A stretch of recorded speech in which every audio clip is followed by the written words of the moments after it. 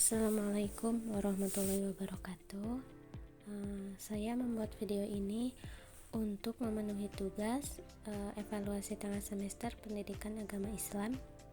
Perkenalkan, nama saya Rismayanti Dewi dengan NPM 10121633 dari kelas B2 Manajemen.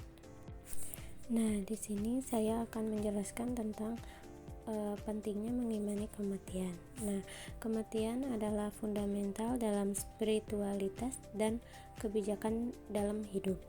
Penting untuk menyadari bahwa kematian adalah bagian dari alamiah dari siklus kehidupan dan setiap individu pasti akan menghadapinya. Mengimani kematian membantu kita menghargai waktu yang kita miliki di dunia dengan lebih baik.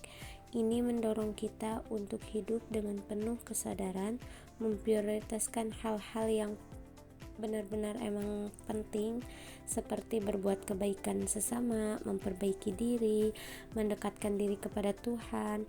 Tanpa kesadaran akan kematian, kita mungkin cenderung terjebak dalam kehidupan yang dangkal dan terlena oleh kesenangan duniawi yang sifatnya hanya sementara.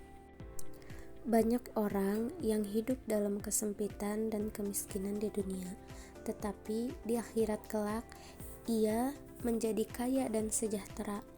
Dan banyak pula yang hidup dalam kemewahan di dunia, namun di akhirat ia menjadi miskin dan celaka. Hadis riwayat Muslim.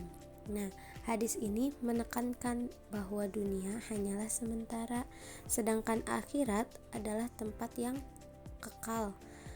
Nah, maka dari itu penting bagi kita untuk mempersiapkan diri untuk kematian dengan melakukan amal yang soleh dan menjalani hidup sesuai dengan ajaran agama. Keutamaan menyedikitkan angan-angan. Menyedikitkan angan-angan merupakan konsep yang mengajarkan kita untuk tidak terlalu terpaku pada ambisi duniawi yang terbatas. Ini tidak berarti kita harus menolak cita-cita atau meraih kesuksesan, tetapi lebih kepada sikap rendah hati dan tidak terlalu terikat dunia materi.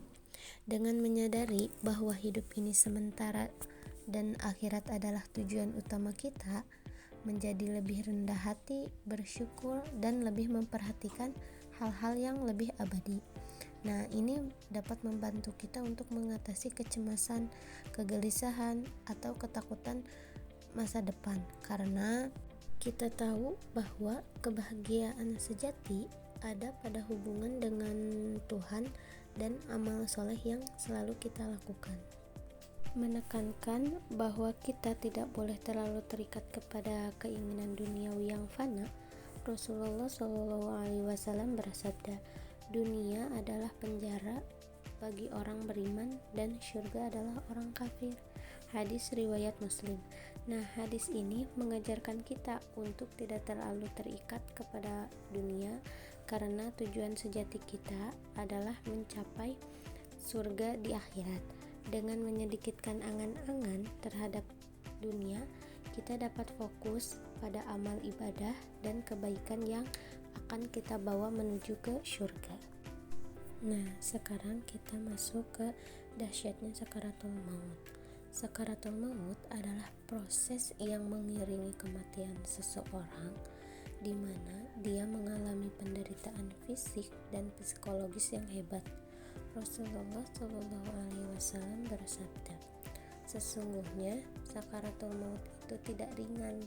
Ia seolah-olah terjadi pada seseorang yang dicekik dengan pukulan yang berat." Hadis riwayat Ibnu Majah.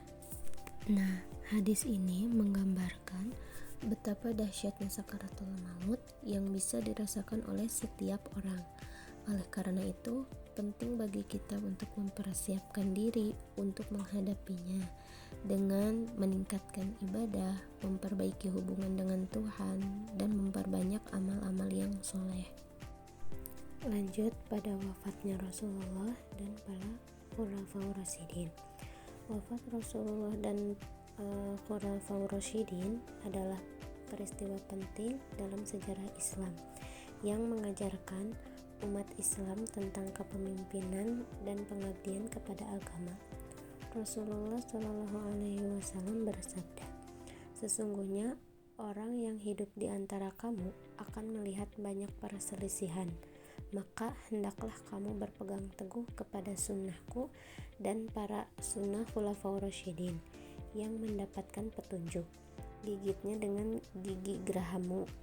Berpegang teguhlah kepada sunnah itu dan waspada terhadap bid'ah, karena setiap bid'ah itu adalah sesat." Hadis riwayat Abu Daud.